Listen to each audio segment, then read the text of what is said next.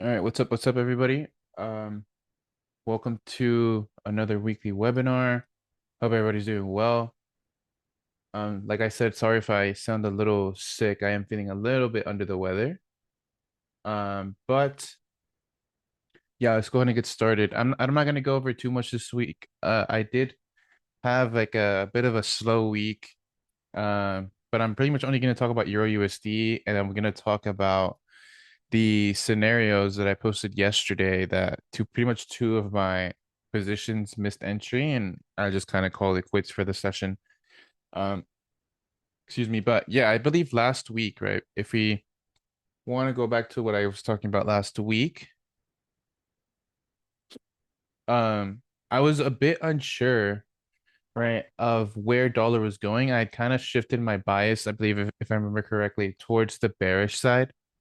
But during one of my reviews for the private group, I had mentioned that something I was kind of just eyeing and just observing was the fact that we had three semi-indecision candles, right? Kind of just building momentum and then having a big daily move to the upside that kind of threw my bias off a bit because I think I was looking for, I believe I was looking for, right, a, coming back into some type of premium, right? I believe on DXY it looks a little bit better. Yeah, we were coming, see if we can come back into a area of interest and then kind of just shift fully bearish. But um over the past like just day or so, I've kind of just been sitting tight because I just because of those daily closures and that daily push to the upside, I kind of shifted my bias towards more of a bullish sense now. And that's why I was looking to sell Euro USD. I believe it was Wednesday, Thursday, yeah, Wednesday. Tuesday, Wednesday, I was looking at eyeing, right, potential sells to the downside. So I'll just go here. Um, the reasoning for this was right, clearly, right, probably we're bearish here. We bounced off of 70. And we like on the day, like I said, we had those three indecisions, and then we had that bullish impulse to the upside, and this reflected here as a big bearish move to the downside. So I was just kind of eyeing potentially seeing right a sweep continuation here. Right, kind of just have a bearish range, sweep that high, and then kind of complete the move to the downside. So my first position, excuse me, was I believe it was like a late, yeah, it was a late New York. But my conviction came, excuse me, from right this big bearish engulfing here. Right, not only are we sweeping this high of the previous bearish range, right, we're kind of giving right high momentum into the upside, but more importantly, I saw some bearish momentum come into play here. So based on that, I just played the inefficiency fill, which I believe was the M10. Yeah, an M10 inefficiency fill, right, with my SL here. I didn't put it at the high of the invalidation. And the reason why is if you go to M1, um, I did see, I did see the fact that we had this internal buy to sell. So I knew that if we broke this, then we're going to have like an LGC situation where we're obviously breaking here, and then we're having the LGC, which would favor the internal bullish momentum, which would then cause me to be not bearish, right? So I put my invalidation there, and it was working out pretty well so far. Like I thought this was gonna be a very good move to the downside, but unfortunately, I got hit stop profit. But my stop profit came right later on during the day because during Asia session, as you can see here during my Killzone session of Asia, I actually saw another entry and I actually re-entered, right, due to a couple of reasons. Main reason number one, if we look at the move right after my entry, we obviously had a pullback and then we had a move to the downside, right? But the final move, right, the final buy to sell, right, I kind of marked this line out there and I was kind of looking at the reaction based on that. And that reaction, right, the only reason why I mainly took this position was because I had one engulfing, two engulfings, and then I just put my entry at the beginning of the buy to sell that caused the second engulfing candle, which also implies order flow disruption just solely based on this candle. So if we have a reaction and then a push down, right, the reaction isn't fully there, but the engulfing is really kind of the grace that's giving me the conviction for this to continue lower. So I put my entry, I actually entered like right around here. That's why I put my line there. And my stop obviously at the high here. This is already like a 2-3 pip stop. So I'm like, yeah, you know what? I'm just put my stop at the invalidation here. And if we break through this candle, then that's order flow disruption towards the opposing direction, that being reaction, order flow disruption, right? So that's why I had my stop loss here. So I was obviously trailing my stop here. So as soon as this position hit right the previous low, that caused me to move my stop loss right here, right at the previous high, the high that caused the low. And then if that is to then break, then that's internal unwillingness. And that just means that my timing for the sell may not be right. And as for this one, right, as soon as we had pushed or broken this previous low, my stop loss is now at the internal high here.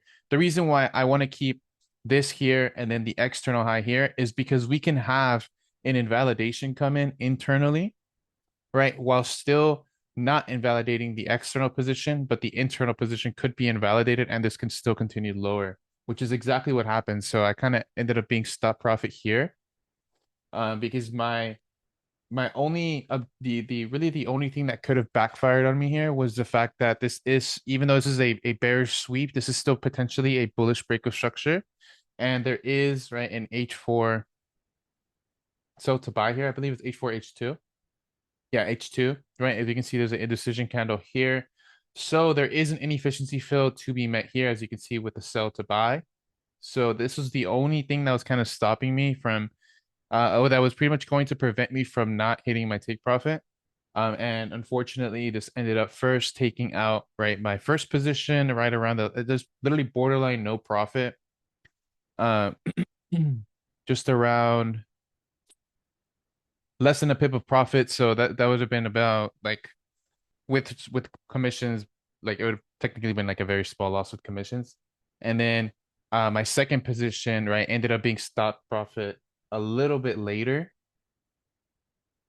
because we did end up coming in, right? We took out equal lows, right? We had the internal transition. This actually would have been a perfect New York buy, if there was a scenario here. I actually didn't see, but it looked like there could have been one. So, unfortunately, this ended up later on pushing up, and I was actually asleep because I was woke up, I was awake during a bit of London, and then I woke up late New York. So even though we had the last push to the downside, my stop profit would have pretty much been the same. You know what I mean? So if the stop profit's pretty much the same, then nothing, I can't really do anything here. So as soon as I see this move, right, and if I would have seen maybe an internal reaction, but obviously that's just hindsight. I don't really want to get too much into that. Um, if obviously I could have prevented, right, my stop profit from not being hit so high, maybe a little bit lower, sure. But at the end of the day, it just shows that my directional bias was not right for the entire day per se. So as soon as I woken up, I woke up like around here for New York session, and something obviously I woke up and I'm like, okay, these hit stop profit. Why did these hit stop profit? Did we actually bounce off of the H2 POI, the sell to buy? Yes. Two, right, if I'm looking at this here, I'm like right here at this time, right? If I'm looking at this move and I'm looking right at where we're bouncing from, I don't really see a POI here that this is bouncing from. So um I'm not really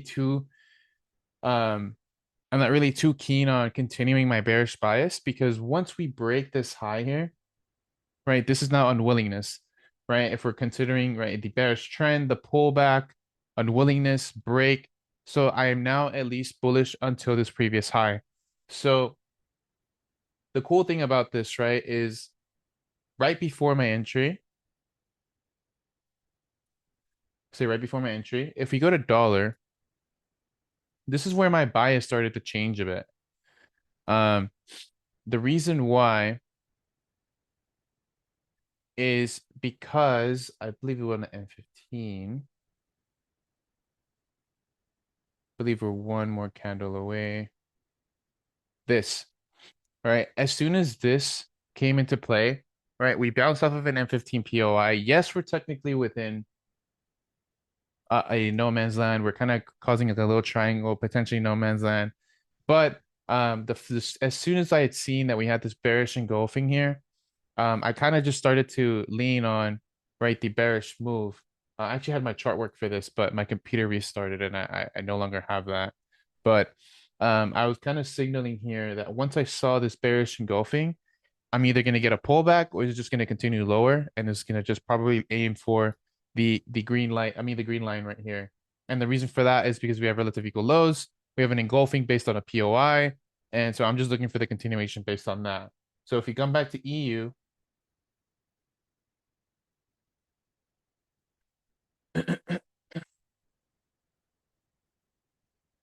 the reason for my entry here was the fact that we're internally bullish, right? I don't see a reason why this is bouncing from where it's bouncing from. But we are starting, right? The pullback, CBOS here, CBOS here.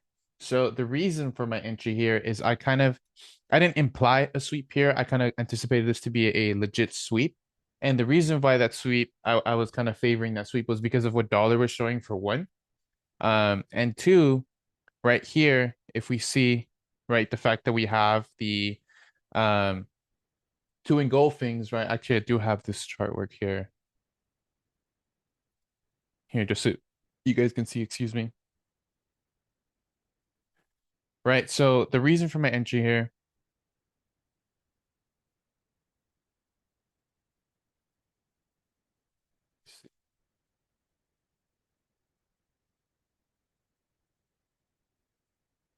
the reason for my entry here was, right, the potential bullish continuation, right? We have an internal bullish break here, and then we're also having an unsubstantial new low. Why do I know it's an unsubstantial new low? Because the internal order flow here, right, you can see low high retracement, and then these engulfings, right, are to me signaling that we're probably not going to continue lower. So as I see that we're bouncing out of this POI, and then we had two engulfings, right? The same situation that I had with the EU sell that I just showed you guys on M1, kind of a similar situation here, where I'm relying a lot on the engulfing as the timing for entering a position, but the bias is derived obviously by the DLE,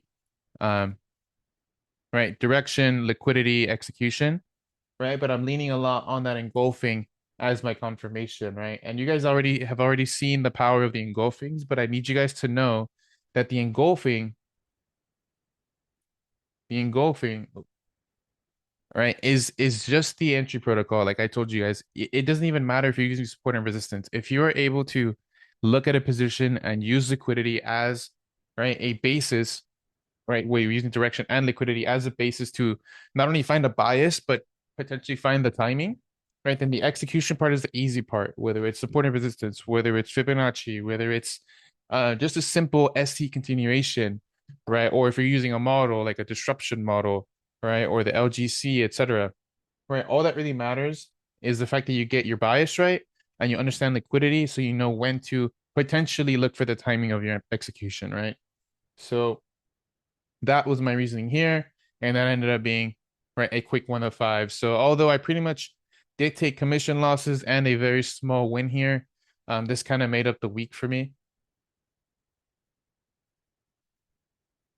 Right, with that final move there. And then I ended up just not really worrying about anything else for the rest of the day because we did have some news. I believe it was during London last night, and we had obviously CPI this morning.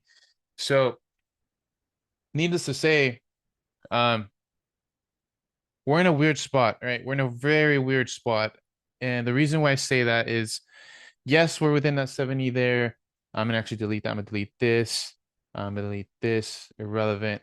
Um, I'm still a bit just unsure about the bias right now. Why? Because if you look at our weekly, we're closing at a very big engulfing candle. If we're closing at a very big engulfing candle, then I'm gonna safely assume that we're probably gonna go for this previous high here. Just because of how strong we're closing the week. And if we're looking at the internal price action, right? Look at what NFP did today. Right? It was NFP today. Right? Look at what it did today.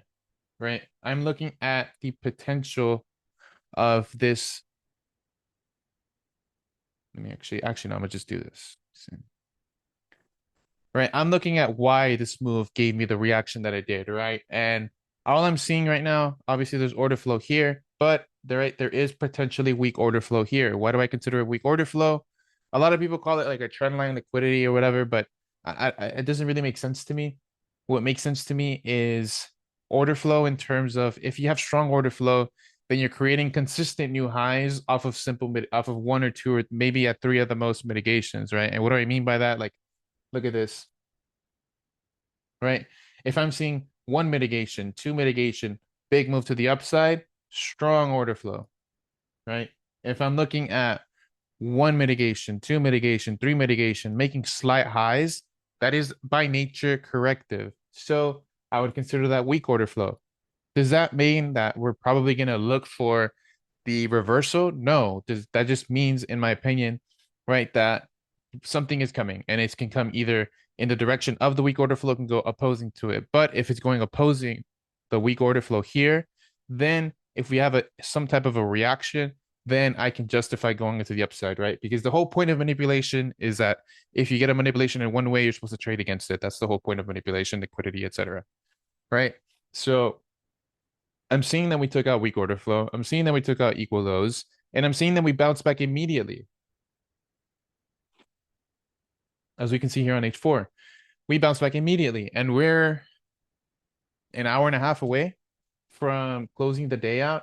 And it doesn't look like we're going to get much more movement for the rest of the day, because we already had CPI and we had the news event overnight. I believe it was the GBP news. And this is kind of just swaying me to assume that we're probably going to continue higher, at least to take out, right, this previous high here. What happens after that? Who knows, right? Who knows? But all I really care about right now is that because we've swept Wednesdays and Thursdays lows, excuse me, and we bounced out of a inefficiency right here, I can kind of assume that we're probably going to reach up here for the short term. And then who the fuck knows after that, right? But all that means for me now is if I'm trading AU, then I'm looking for bearish continuations. And I'm importantly looking for these lows to be swept, right? Because I'll come back to the positions that I posted the other day, but I did notice that we were potentially we have equal lows here. We're still very bearish, and we swept one time here. We swept again here, right? And we have a big bearish reaction. So if we get an internal transition, then I'm favoring, right? We're going to take out these equal lows. We're going to take out these equal lows, and then after that, who the fuck knows? But I want to assume this because we're still technically from a major intraday POV, we're technically still bearish, right? And then that goes the same for EU. That goes the same for GU, right? Like EU here. Although we did have, right, a little bit of a pause, and I wouldn't consider this bearish as of right now. Um, I will very easily convert to a bearish bias if we get some type of momentum to the downside, whether we're breaking this or we're breaking this. Get any type of bearish move, and then I can aim for this. But in my opinion, this is probably the weakest one of them all. But I think it's important to note where this is reacting from. And if we look left, we can see a very clear POI here. So we're bouncing out of this. Does this mean we're going to die? Not necessarily, but the POI has been confirmed. It's been confirmed because of the internal move, the internal reaction that we've been given, right? And I would confirm that,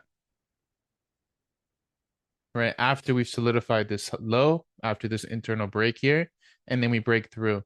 So that's internal structural disruption, and that's kind of what's kind of moving this to the downside. But we've already reacted from that POI, and if we get maybe Sunday night, if we get some type of big move to the downside, then I can probably favor that bearish direction. But for me, the more important ones are AU and GU, just because GU, for one, EG has been very bearish. I mean, very bullish, sorry. And obviously, if you have a bullish EG, you have a bearish GU. And this has been going for those daily equal highs for a while now. So ever since here, we've kind of been bearish. And we're bouncing out of the 70. And we have external equal lows here. So that's kind of what I'm aiming for, right? If after today's reaction, there is the opportunity to sell, where like from a swing POV, I would be looking at something like this, right? This with the objective of taking out this previous equal lows, right? That would be kind of like, this is kind of like my entire bias here, and I think it's the cleanest out of them all, right? But obviously the risk reward isn't going to be that good because it's a swing position. But um, if this bias can print out, then internally I'd love to scout my way down there and just catch the momentum of each day, whether it takes to like Wednesday or Thursday. I don't think it'll take longer than that though. But um, yeah, other than that, UCAD, weird one, weird one, just because of oil. But I'm anticipating UCAD to be a bit bearish, just because I'm anticipating oil to be bullish, right? Because we're seeing an implied sweep here on the weekly, and we're also seeing that confirm an external implied sweep on the weekly as well. So the weekly and then plus the daily, I'm kind of anticipating this to start giving us some push to the upside. And we have some very weak order flow here.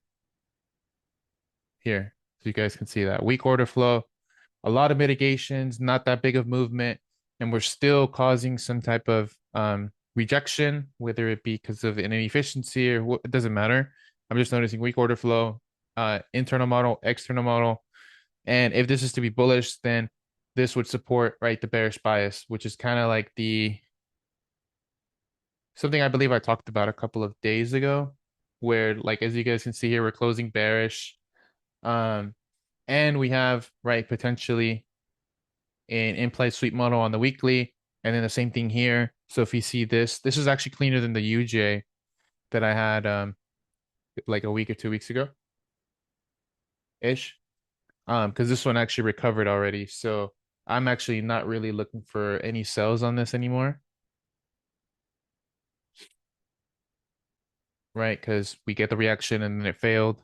But with this, I'm actually a lot more keen on looking for a potential bearish move to the downside. But yeah, other than that, I can just talk about quickly the two trades I posted yesterday, and these obviously they didn't hit, which is okay, right? You guys can see my entry never hit here, and you guys can see that my entry never hit here, right? They both missed by like about less than a pip or a pip, right here, right? And the reason why, once I get that reaction, right, if we go look at those trades, because if I would have just left limits, two of them probably would have worked out.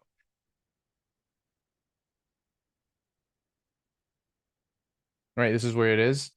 Like if I would have let it like obviously play out over the long run, then it probably still would have hit my TP, right? Where it bounced here and then it came back to this previous low, even though it already taken the low, it did that and then it did that.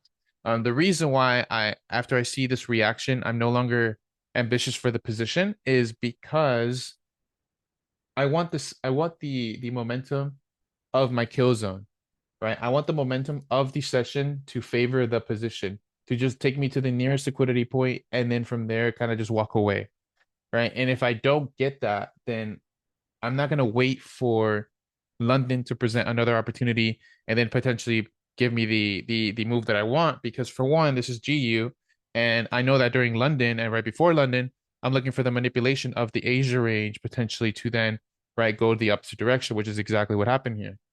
And it's the same thing with AU.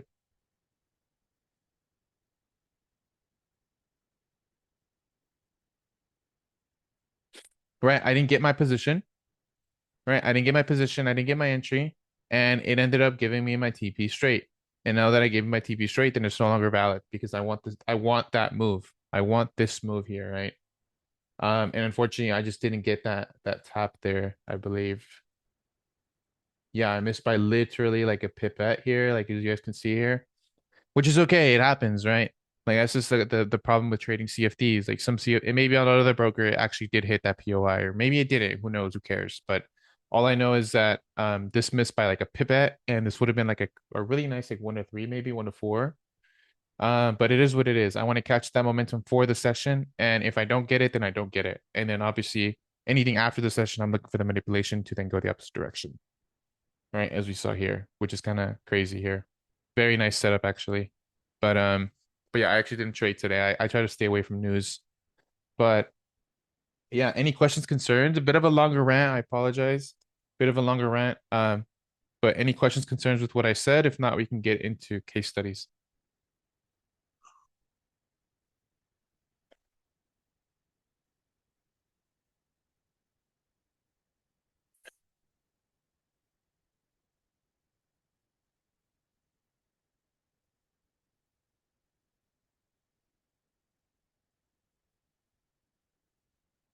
Any questions, concerns with what I said today? Hold on 1 second, guys. Insightful rant. That's funny. About EuroUSD trade the long, yes. Here.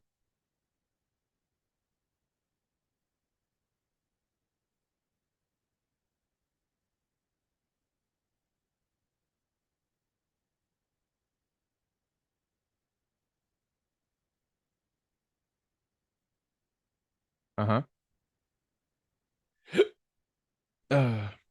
Yes, because basically I took kind of the same position, like, Mhm. but I enter right here and I got the, like, right here. For me, it was unwillingness and took me out right here. And then, Mhm. made this one and went. So, like, if you can explain better, because, like, for me, this one, after take me, like, here, exactly, like, after taking me, like, here and going back, I thought, okay, maybe this one is going, like, it's unwillingness and we're going, like, even lower to kind of here. Mhm. So let me see. Actually, I'll just go to M1. That's fine. So,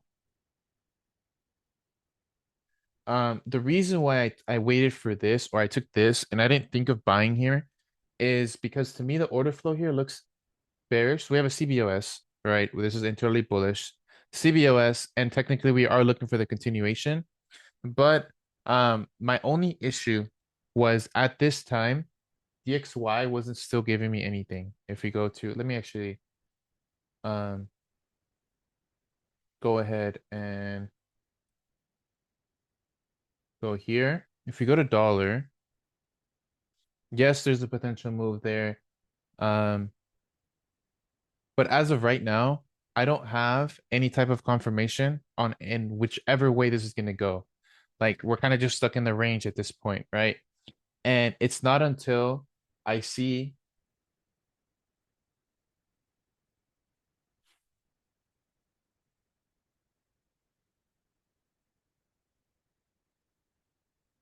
let me actually go back here, right? It's not until I see this. And the reason why this is important, right, is not because of what POI we're bouncing and not because of whatever, right? Like if we look at this here, right, the reaction after we sweep that high is not that strong.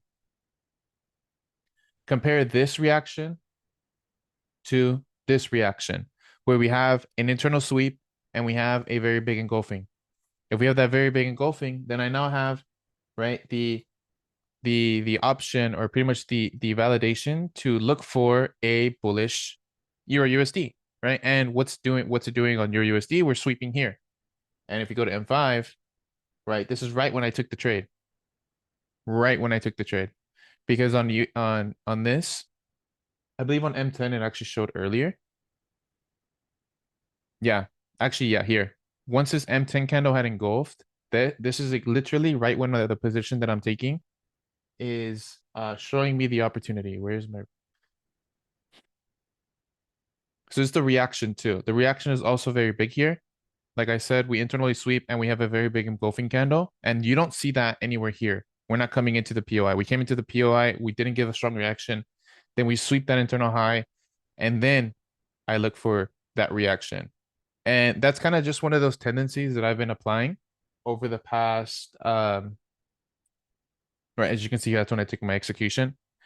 That's something that I've been applying too, especially if you look at like the a lot of the implied sweeps that I've taken, right? I want to see that second reaction, or I want to see that internal reaction. Like let's say, let me just use this. Let's say I have, right, a bearish range. I have the internal sweep, right? This is not my range that I'm playing at. And I'm not looking for the engulfing immediately. I'm actually wanting the internal move before then we engulf, right? That's kind of a minor detail that I've been adding to the implied sweep that then gives me the move to the downside. And why that's so important is because if we're not waiting for that second move and we're just taking this, then internally this is still bullish and I'm still potentially anticipating the order flow completion. But once I get that second sweep internally, then I now know that internally is matching the external. So if I'm applying that similar concept here, yes, we're bouncing out right here. And yes, we're bouncing off of whatever potential POI. But either way, my invalidation is probably going to be here. And that invalidation was not met. But if I'm waiting for the internal move, the order flow completion internally, right, to give me that, then the potential sweep, and then now I have DXY aligned with me, then I have a lot more confirmation for this to go higher. Does that make sense? So I wouldn't say you're wrong. Like I'm not opposed to taking this trade either, right? But I'm also betting a lot on the reaction from DXY. Okay. So basically, like we have to wait for a sweep on the actual sweep. If I want to take the implied sweep, yeah. If I want to take Okay. the implied sweep, like because you want the medium time frame or the internal time frame to match the medium time frame. And if that then measure or if that then compares to the external time frame, right, then the more alignment the better. And then that's when you can potentially see, let's say this give me the a move to the downside per se. So one last question. So it's possible to see like basically on because what I noticed this week like is Mhm. that I was trying like to wait for the CBOS and then like look for again the POI and going, but I was seeing like kind of Yeah, this but the like structure here is still bearish. Like this is still bearish. yeah. So you have to wait for there's still another potential CBOS and then another potential CBOS. And then if you get then the reaction, okay, then maybe potentially look for something. Okay. Okay. In the case, for example, of EURUSD, if you can go again, please. Mhm.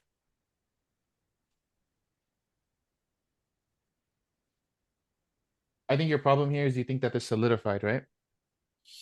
Exactly. Because Uh-huh.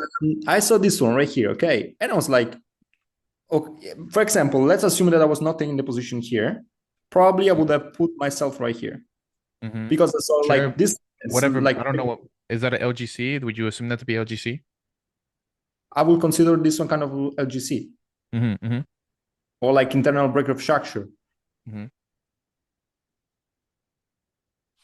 But in this case, probably would have took a loss and like Mm-hmm. man, I'm wrong, and then see this one. So like I'm trying to figure out maybe like to wait a kind of like multiple CBOS because then when I wait too much, like for example, to an internal transition to happen, it's like when I'm losing when not Uh-huh. I'm losing the trade, but I'm not jumping in the trade. Like I'm losing the Uh-huh. Uh-huh. opportunity to jump in because maybe it's going like so strong that I can find like entry. Mm-hmm. Mm-hmm. And also, like I said, like the EU is moved by dollar for the most part, right? And if dollar is showing something like right, like I showed you, this is actually the other dollar, right? Right when my position had happened, right? If we're comparing EU to dollar right now,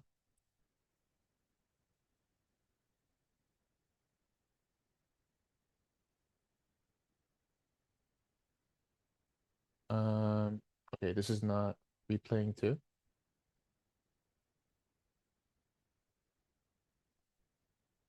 Hold on, this is not copying. Give me one sec. Let me see if it.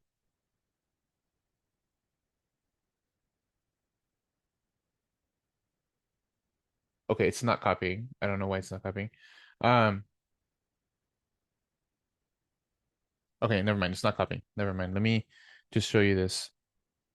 If we go here, right, this is now in alignment with dollar, right? Not only with this dollar having the engulfing on the M10 that I showed you, but we're sweeping equal highs here on DXY. So if I want to rely on DXY for EU, it's like using correlations, like I told you. Like with EU, you can use two correlations: EU GU DXY. With EU GU, you can use EG, just to measure the strength of something. And it's not always consistent because Euro GBP is actually more GBP than Euro, just based on correlations. And you can look up the correlation chart on my FX book, and it'll give you that. But I have to understand, bro, that the EU moves based on two assets, the euro and the dollar, but it's mainly composed of the dollar. So if that's true, then I have to use DXY in that manner, in an appropriate manner for Euro USD. So here we have the sweep of one low, but on dollar we have the sweep of two lows. So based on what you're saying, right? If you're buying this at 1040, then you're selling this at 1040. And as you can see, there's equal highs. So I don't know if you want to sell a double top or if you want to sell a sweep here, which would then compare to an internal sweep on EU. So like you're not wrong.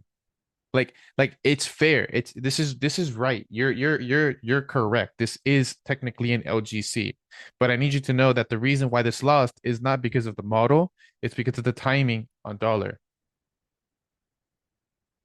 Like you should still take that setup majority of the time, but you should just use other types of confirmations, whether it's dollar, whether it's a different model, whether it's external timeframes, whether it's an external invalidation, right? But the model itself is correct, right? Like you didn't lose this because of the model, you lost this because of DXY. That's all I'll need you to know. Okay. Okay. So yeah, it's probably because I didn't look at all the XY. Mhm. I mean, yeah, it could be sure. But if you see this as the reason, then I don't see why you wouldn't use it in the next time. Because I do like to use a dollar, and that's why I have two different dollars to help me find, positions on the euro and the GBP, and then even USD CAD, like USD CAD and oil are both correlated. Okay. And they're obviously not absolute, but they do help a lot. They do help a lot, especially because I don't know about you guys, but I actually see more sell setups than buy setups for whatever the fuck reason. But I actually see more sell setups. So if I have the correlation for both sides, then if I'm gonna trade USD CAD, then it makes sense to then it would pretty much just help me give me more confidence, more conviction in taking a position, right? And I don't want to be swayed just because I see more sell positions than buy.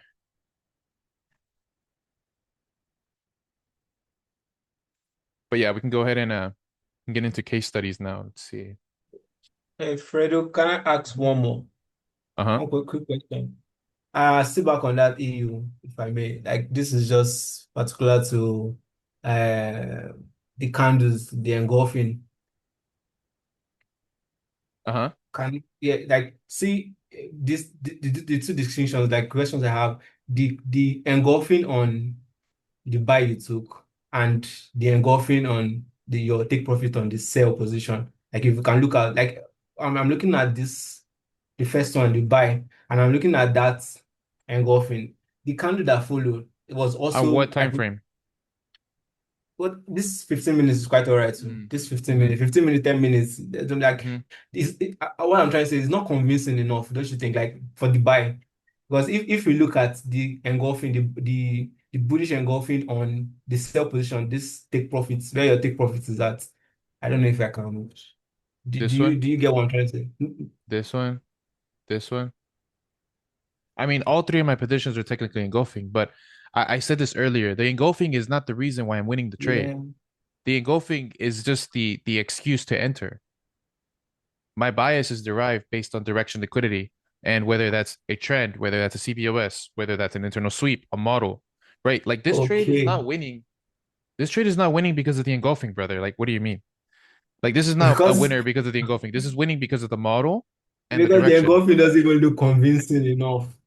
I mean, whatever that means, bro. I don't know. I don't know what that means. Like for me, it could. For you, it can't. Maybe for someone else, it can. Like that's a I would consider that like 100% an opinion. Like you could say it doesn't look Mm. convincing enough, but all three of my winners, right? Even though it's a stop profit, and even though this is a stop profit as well, all three of I them wish. had engulfings, engulfing, engulfing. Mm. You see what I mean? So it Yeah. doesn't. You may think it doesn't look convincing enough, but like, what does that mean? What I'm trying to say is see your take profit on the sell position, the first one, this sell where your take profit is at. You see that engulfing down there, the bullish engulfing. You see that one? Yeah, Mm-hmm. exactly. You see the size exactly in comparison to the buy position. You see how it is. That's what I'm saying. Like for me, I would have been looking for something like this that is a very strong engulfing. That's why my question is, does it matter? Like for me now, just as you mentioned, as it Uh-huh. might be of an opinion thing, but I would be looking out for a very strong bullish engulfing in case of a buy like this one that you've marked out now, as opposed to this one on your original buy position that the candle that follow. I think if you like show the entire thing, I think the candle that follow after this one was almost um almost But this is engulfing this this. you're thinking too hard about the engulfing, bro. Oh, The okay. engulfing is not, you're thinking too hard about it. You're like this is just the excuse to enter. This is not how I derive the bias or I find my target or I find, you know what I mean? Mhm. Because look, there's engulfings everywhere. Engulfing, engulfing, engulfing, right? Mm, Engulfing, engulfing. There's engulfings everywhere, but the engulfing isn't the reason for the win. It's the reason for my entry. mm, But now where I want to take the entry is dependent on the bias and the model. Like this engulfing works because of my sweep model and then the internal momentum. But the internal momentum is implied by the engulfing. It doesn't make sense to buy here, even though you have a strong engulfing, whatever that yeah, means. yeah. It Like, doesn't make sense because you may have an inefficiency, but I just have an unsubstantial new high here. So it doesn't make sense to buy here. And I have, and then yes, I have an engulfing here, but you're don't think too hard about the engulfing. That's not the point. The point is it doesn't mm, matter. Like it is, the engulfing didn't need to be there. I didn't, it doesn't need to be there for me to enter. It's just one of my excuses to enter. But the bias is derived by other reasons, whether it's my internal trend, whether it's my internal model. But the model is really more the most important thing. all right. Yeah, like don't think too hard about the engulfing, like how strong an engulfing is. I don't know how to define that. That's kind of relative, you know? I got you. Got you. Thank Mm-hmm. you. Mm-hmm. But yeah, let's see. Oh, also, I've finally started with the fundamental playbook. If you guys want to see here, I finally started. Like I have all the words done. I just need to start putting images and stuff like that. So if you, I've kind of just finally started building this and into the book side of things. So I'm definitely gonna have like a promo on here, and we'll talk price and all that stuff later. But uh yeah, but yeah, I just wanted to tell you guys a little bit about this. This is finally ready to go for the most part. But let me see. Let's go ahead and get into the case studies.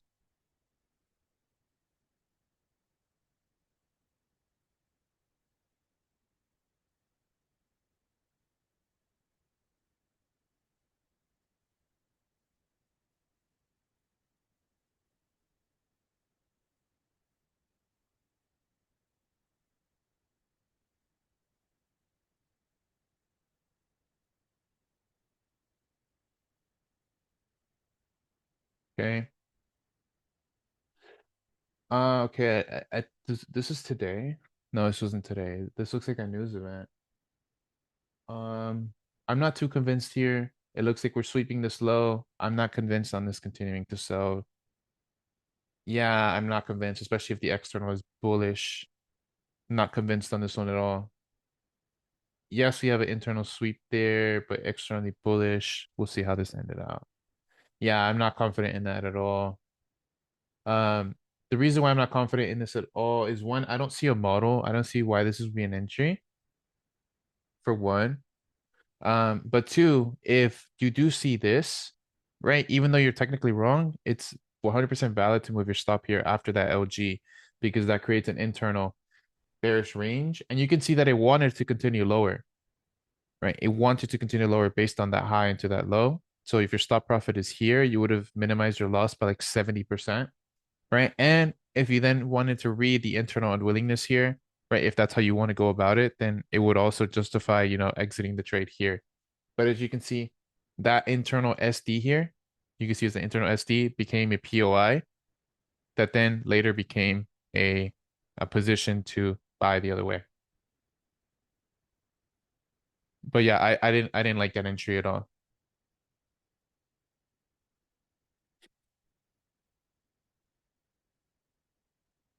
Okay. Okay. Again, this looks like a reversal, bro. It looks like a reversal. Like we're clearly very bullish. Yes, you have an unsubstantial new high, but you now have an LGC. So it looks like we have order flow here, and then it looks like we can go higher. Yeah, yeah, it looks like it could still go higher.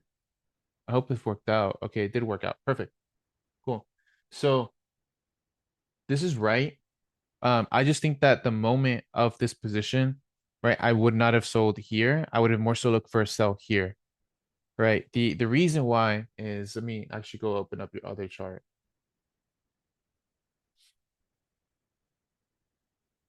Here we go. Perfect. So the reason why I didn't like to sell at first here,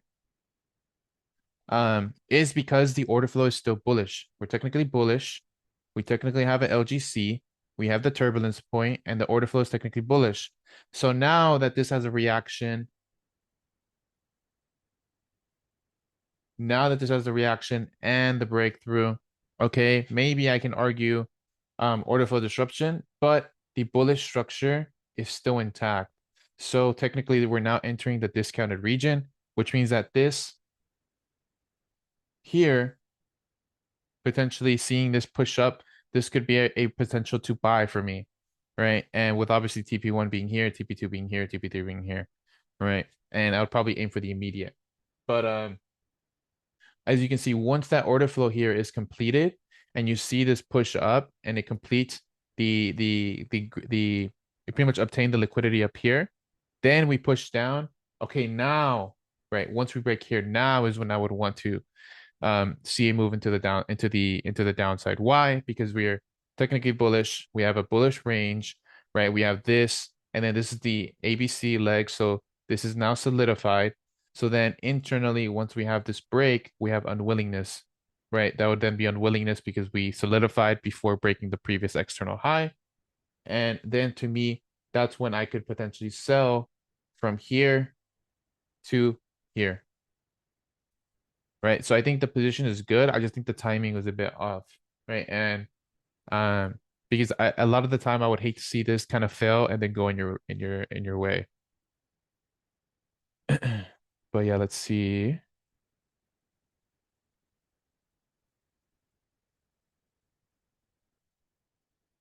Oh my God, bro. Dude, people would not see this. This is the English chat. Oh my gosh. Anyways. Okay. Okay.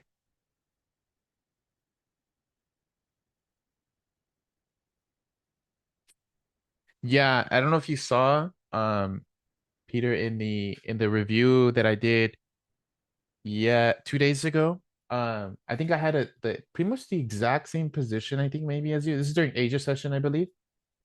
I think I had the exact same, but I didn't take it, but I did run a drill. Yeah, can I Yeah. explain my thought process behind this trade? Uh-huh. Uh-huh. So externally we were bearish, right? On Mhm. the other picture. Yeah, and after Technically, that this the is trade unwillingness. taken liquidity here, Mm-hmm. here.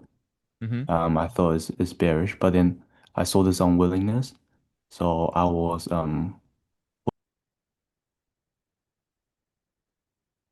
Uh-huh. You cut off. You cut off. Yo, can you guys hear me?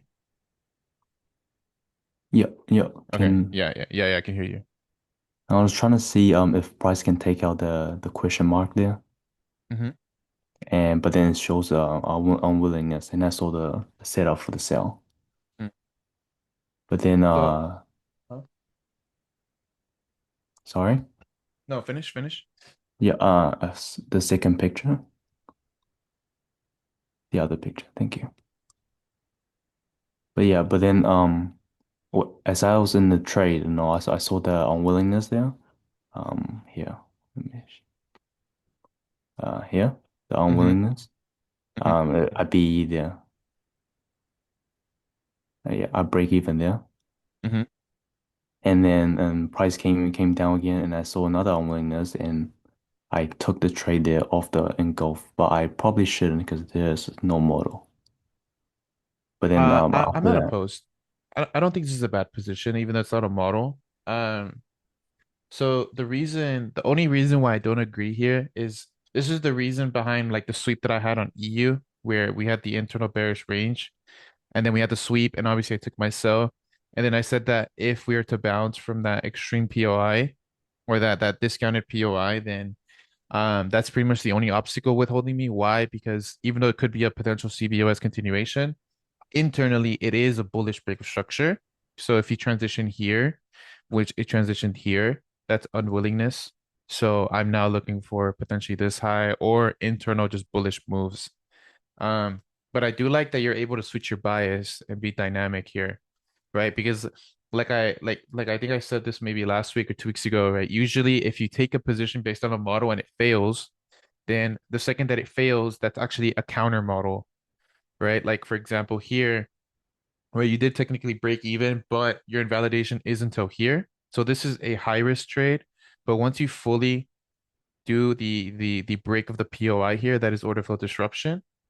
And that's why this position here is actually way more high probability. This is like more so an A plus, and I would consider this like an A because you're kind of just relying here on the engulfing and the unwillingness um with the support of this being still bullish.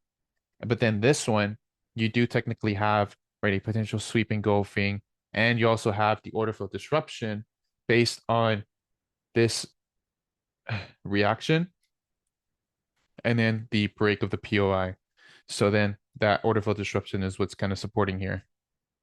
So I like that you're able to change your bias immediately. That's actually like a very good attribute. my original bias was actually bearish because Hmm.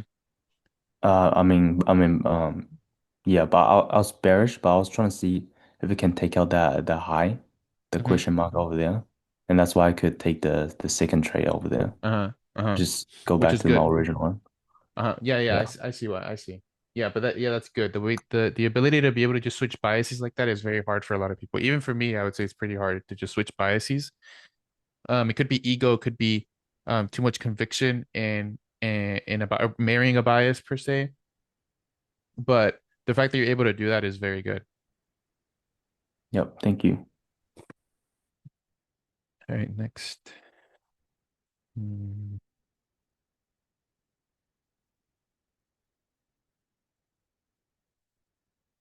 OFD, is this OFD on M1? Yeah. Okay. I like it. Is this okay? I like this because of the sweep here. That sweep there and then the break, come back into POI and then internal transition. I do like that. Um, I do like that. Even though the only thing that would withhold me is this big momentum, but I like that there's the transition here. But I don't know if I would consider this OFD on this time frame. Maybe I'd have to see the M1. Um, but let me see. Nice. Okay, nice. So it was an M1. See, very good. This is actually a very good trade. I like this. Very good. Yeah, I closed like 2 minutes before because I was scared of this one right here. Yeah, exactly. Yeah. No, this is very good. I like this because this to me, these types of trades are pretty much the best proof of concept, right? A perfect I don't want to say a perfect trade, but because technically a perfect trade is a trade you can coherently identify and execute with. But whenever I see a model take place and then it hits its target and then it goes the opposite direction, that shows me that the model was executed perfectly. Because this is Okay. exactly why you use this type of take profit, this type of model off of this type of bias. This is exactly why, because a lot of people will want to hold, and then it's stuff like this could happen when you get a break even. But this is exactly why internal model, external target. So, okay, I have one question. Can I? Uh-huh. Like in my mind, it's like, okay, that I took the take profit. But when I see like this kind of reaction right here, and then I see this one, it's like I get tricky because I'm like, I am in the wrong direction. Like I am marking up really good what are the trend. You know what I mean? Like even if Sure. all this like here Depends on it's which direction you're talking about. You were yeah, if correct on the scalp direction, maybe not on the intraday, but it doesn't matter. You're correct. okay, okay, Mm. okay. Like this is the perfect example of internal model, external target. This is the whole point. This is why I use my TPs, how I use my TPs. Um, this is why I want to have my internal transition, external target, not internal transition, external target, then external target of external target. Because the second that we do that, that's a big complication that can give you high risk to reward, but it can also leave you open to either wasting a lot of time where let's say you see a big move and then it breaks even, or you just start to get a little too hasty, because really here too you could have even scaled in here. Excuse me. Like on a smaller time frame, this is a LGC, and this is like your super high, super conservative trade, because the only other perfect trade outside of something like this would be something like this here, where you have an LGC internally, and then your entry is hit, your target is hit, and then it invalidates. That's the most perfect scenario, in my opinion, because that means that you did everything correct based on the information that you had at this time. Because you Okay. can't By the way, anticipate this. You can't okay, okay, anticipate that. okay, okay. By the way, I took this one on M10, was an efficiency, not Okay, M5. that's fine. That's fine. That's fine. Either way, And you can see that there's a buy to sell here. yeah, yeah, yeah. But It sometimes gives you the like buy to our sell. refinery and then the price never go there. So like Yeah. I'm trying to play Mhm. with the time frame. Another thing, Yeah. this one right here, it's LGC, right? Or like it's just a CBOS of like this No, part. no, no, no, no, no. This is you don't wanna take a sell based on this break, because then you could have what happened with the EU trade. Because technically you're bearish, but this is the beginning of the CBOS, the beginning of the pullback. But the internal structure here has to be bullish.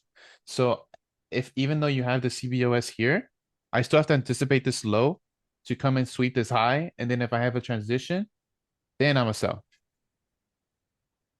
So this one right here, just liquidity crap. Which one?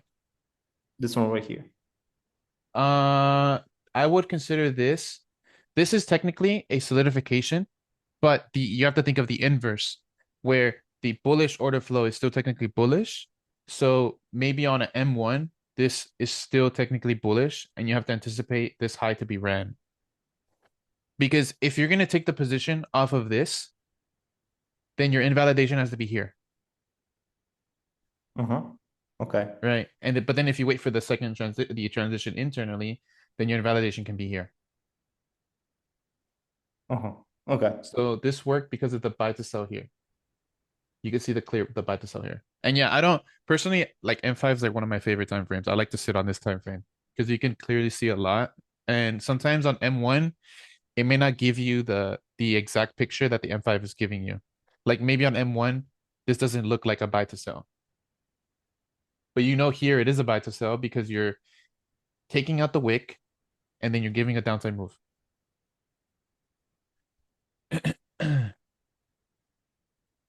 But yeah, let me see. This is example 2.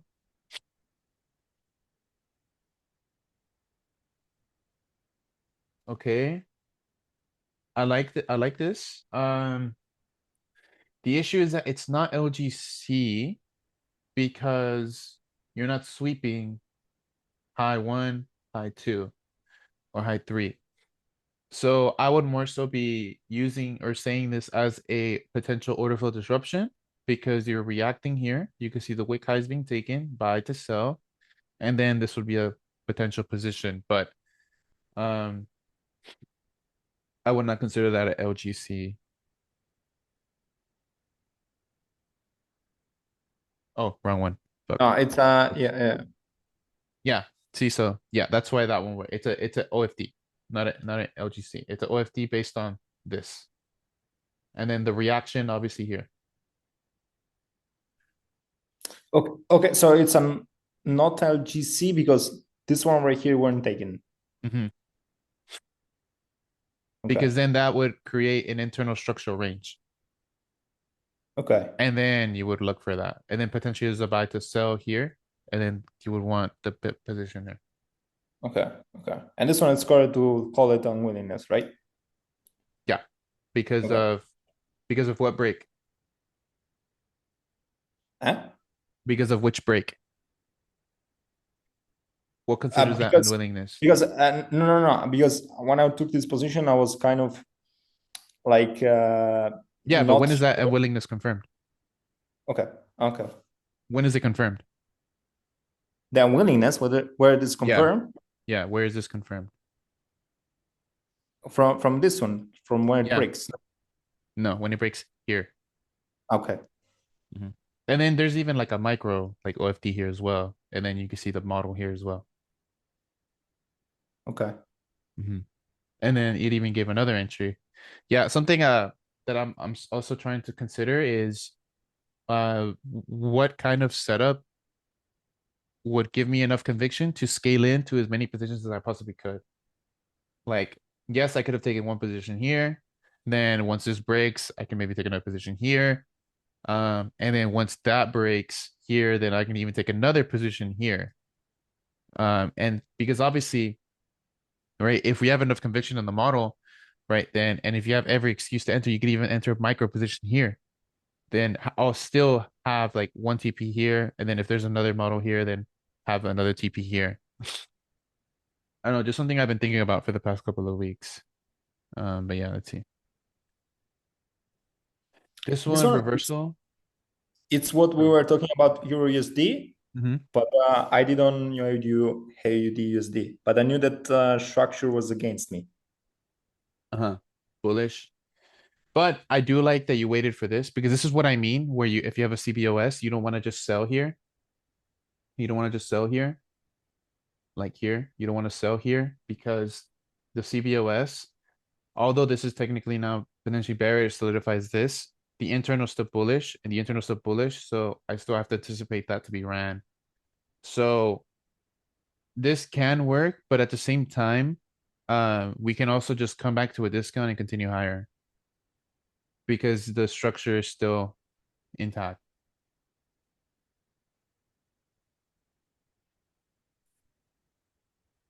Yeah, I actually thought this would come a little bit lower.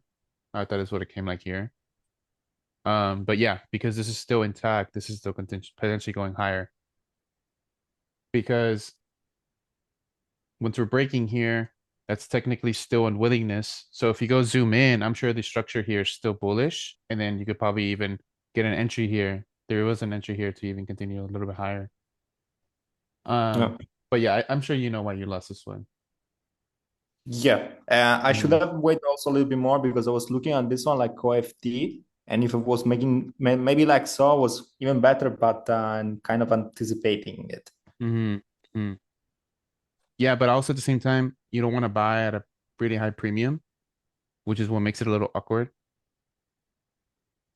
Because I think this is at a premium, right? And maybe like on M15. Yep. Yeah, looks like it.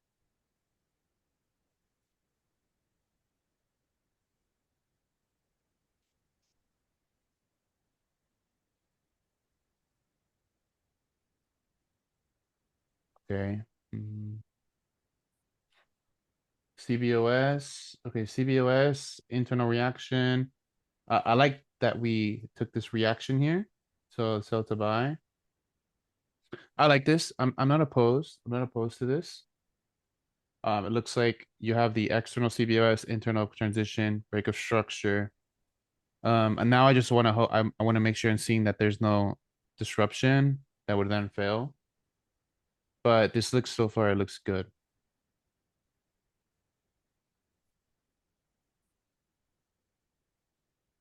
Yeah, see, so the entry is good. This is good. So once you break here, I'm not opposed to seeing this, seeing your stop loss here, because this just shows that the model is correct. Everything is fine. You should just manage the position here just to minimize your risk. Yeah, I put it there, the invalidation. Okay, good. Then that's good. That's a good loss.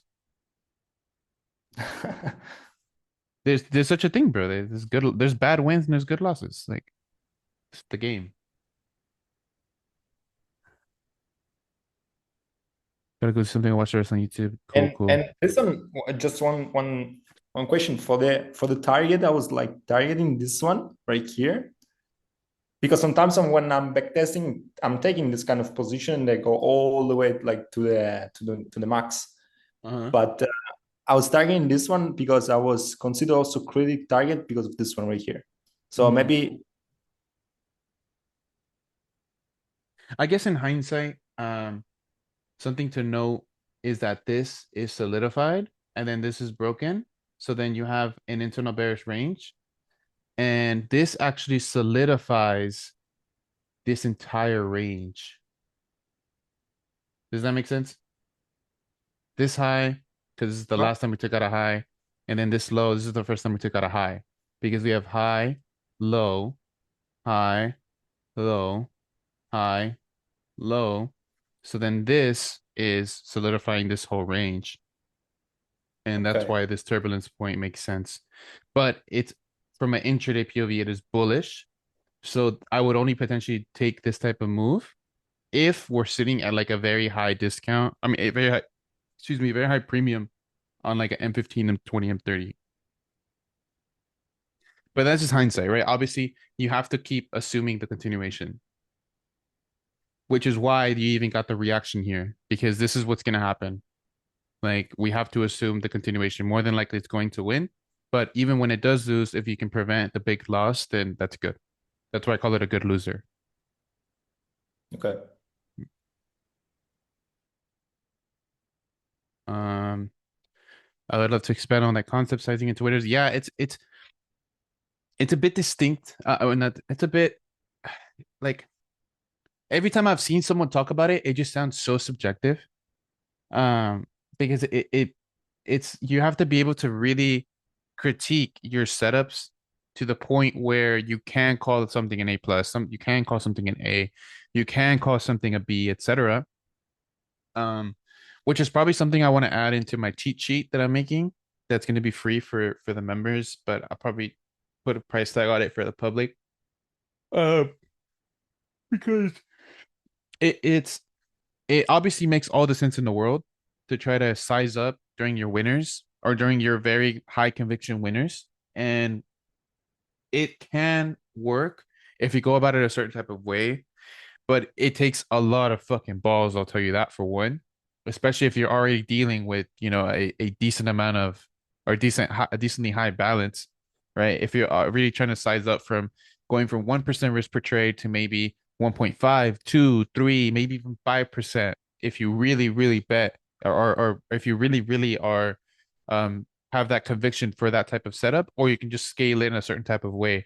But for me, it's something that I still haven't like really fully attempted, because if I'm trading, I only trade personal accounts, right? But if I'm trading like a smaller account, I will gladly throw 5% a trade. It's fine.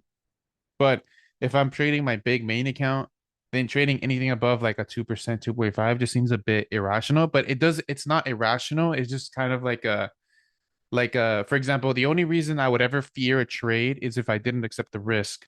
So if I fear a trade, then I either risk too much or I didn't have enough conviction in the trade. So like to want to size up is a bit what's the word? It's a bit it kind of goes against the logic that I'm already using for the current risk management. So you see what I'm saying? Um so it really just is gonna fall down right now to, if I want to do that, I'm gonna have to, for one, use different types of setups. Like for example, I'm gonna have to look for an M5 buy, and then if I'm trying to scale in, then on M1 I want to see different transitions, more transitions, then scale in, scale in, scale in, right? And I just don't want to get burned. Whereas if I got burned by trying to scale in too much, whereas I could have probably won if I just kept one position. So it's gonna take like it's like a critical thinking kind of thing for me. I agree, very subjective. Also, for me personally, there's a risk threshold. Yeah, exactly. Everyone has a risk threshold. For some people, it could be low. For some people, it could be high. It really just depends on how much you value money. That's really what it's gonna fall down to. Like, how much do you value your 1% risk, your 2% risk, your 3% risk, and are you able to go against that? And are you able to put your balls in the line for X position? You know what I mean? Because even though a 5% loss isn't the end of the world, a 5% loss is going to hurt way more if you are accustomed to 1 to 2% per trade. You see what I'm saying? But if it wins, then, you know, that's how you really scale. Whereas if you're going from a 1 to 5 risk to reward, right, rather than getting, right, if you have a 1% risk, right, you're obviously getting like a 5% reward after commissions, fees, etc. But if you're now scaling up 3%, then you're looking at 15% gain, right? 5%, 25% gain, right? And then these different fluctuations, they're gonna like it looks really good on paper. It looks really good on paper to scale up like that. But now it's gonna fall down to your win rate. And you don't want the extra risk to hurt your conviction from originally, if that makes sense. Because now, rather than your account balance, you see, rather than your account balance going something like this, right? It can go, or maybe not even like that. It could start going now, right? Which, if you zoom out here, it's the same as here. But obviously, from the same picture, this is much more volatile because you're sizing up. You see what I'm saying? So can you psychologically withstand that for one to make it out the high, make it out like the overall bigger picture, or will you fold? Like, you know what I mean? It's complicated. Like it's very complicated. It's not just a simple lot size change, right? It's really really putting your balls on the line. That's really what all it is. Exactly. I find more success sizing in larger when I see more conservative entry after the initial entry. Exactly. And that's how it starts. That's how it starts, right? Rather than because there's times where I'll jump in a trade and then I'll get a little bit of drawdown and then I'll get the entry that I would have wanted, right? So how can I differentiate my setups to where I only want to take the ones that I see the conservative entry? Because then I'm now giving more conviction to potentially size up.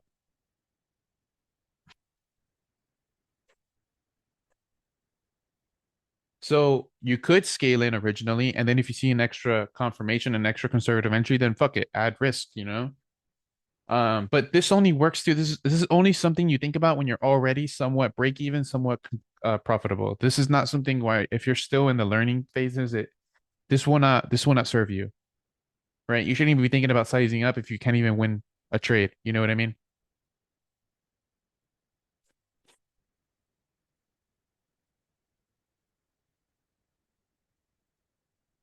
So yeah, sizing up, it's complicated. But like at the same time, like I'm super analytical about shit. Like I'm very like technical about shit. So like that's why it makes it complicated to me.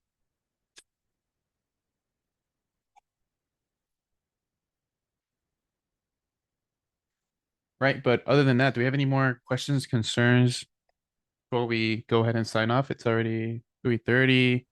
Been on here for like an hour and a half. I got an example of a bad win I was going to post. It's a Uh-huh. terrible thing. Mm-hmm. End of day today and reversal trade, but I'm going to mark it up really quick if you have something else to say while I do that.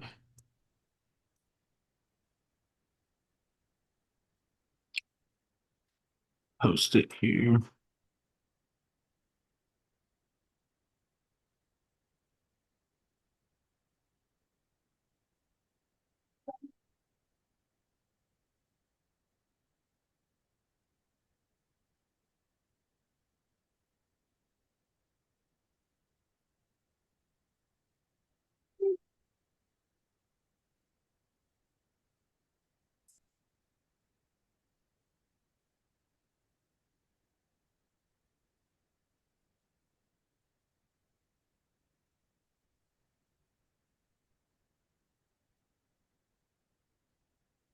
There you go.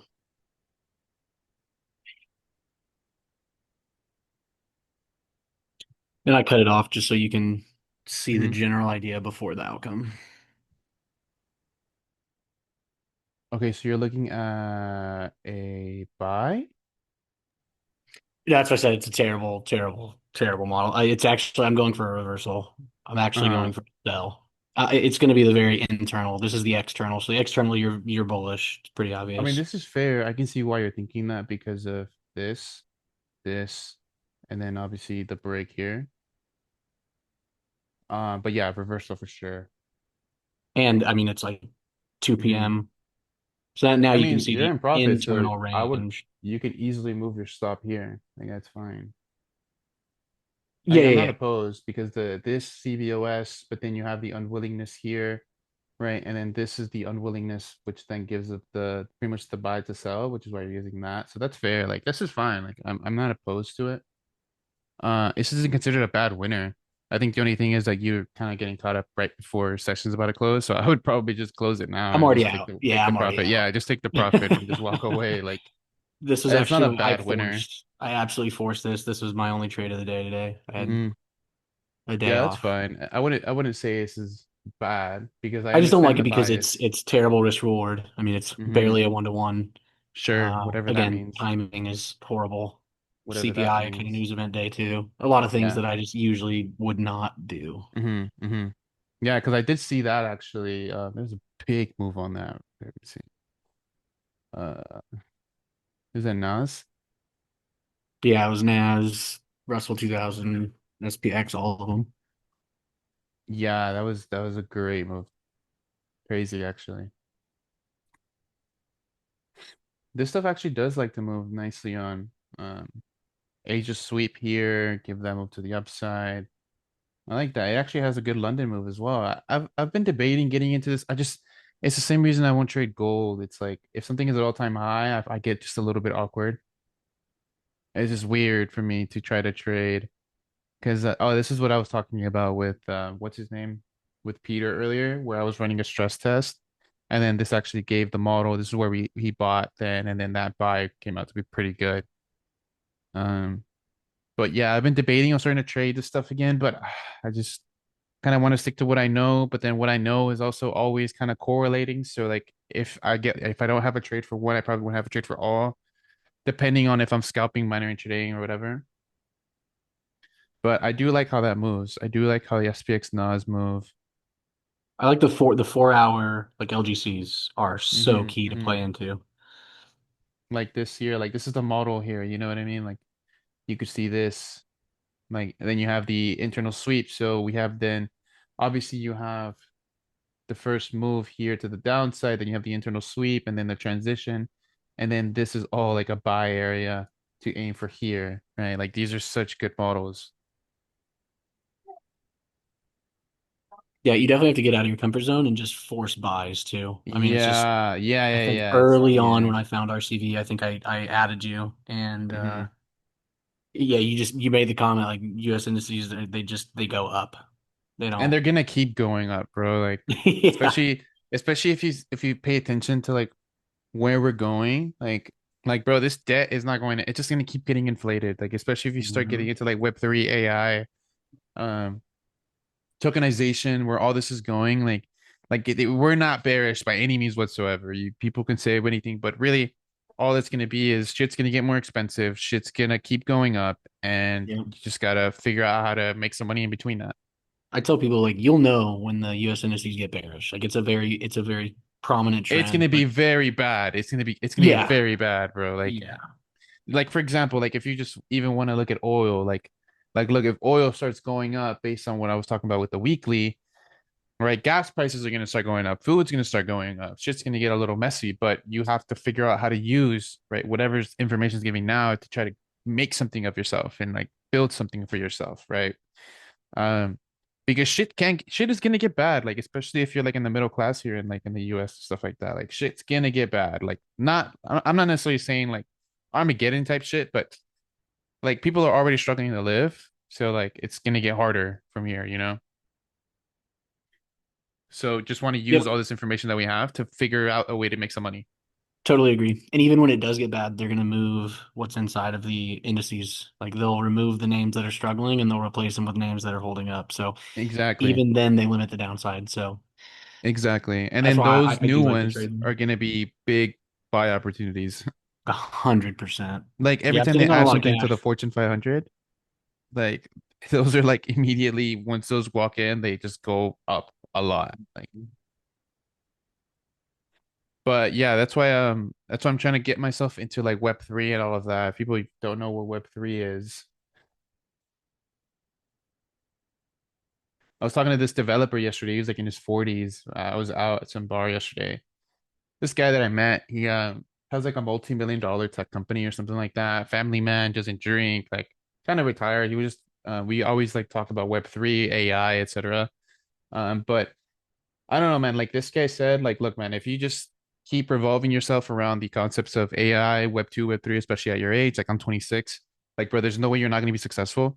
So I'm like, look, if he told me that, like, I'm nobody special. If you guys get yourselves in Web2, Web3, AI, crypto now, you're gonna reap the rewards in 2, 3 years.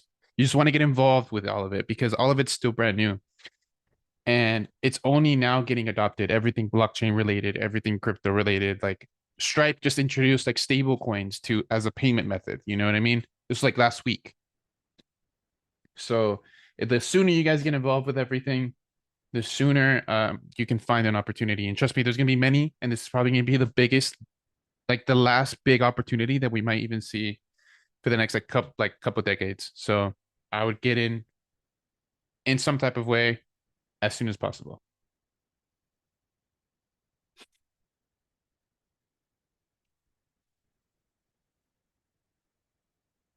Right. So any more questions, concerns? If not, we can go ahead and, excuse me.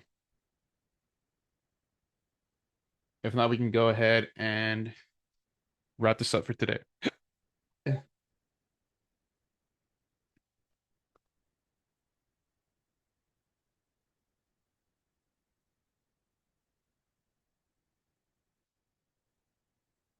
What I meant to say was after the unwillingness right before price takes out the low, could I think along the lines of because of this unwillingness, price might need more liquidity? So I can anticipate some kind of liquidity to be taken as fuel for price to move on lower. Well, it just depends on finding the model. If you have the model in play, that's all that matters. You can anticipate a lower high to be taken as your bias. You can only use it as something to influence your trade. That's what I do with liquidity, like equal highs, equal lows. If they're pending, they're only targets. But if they get swept, then I can play against them, whether it's a sweep, an OFD, etc.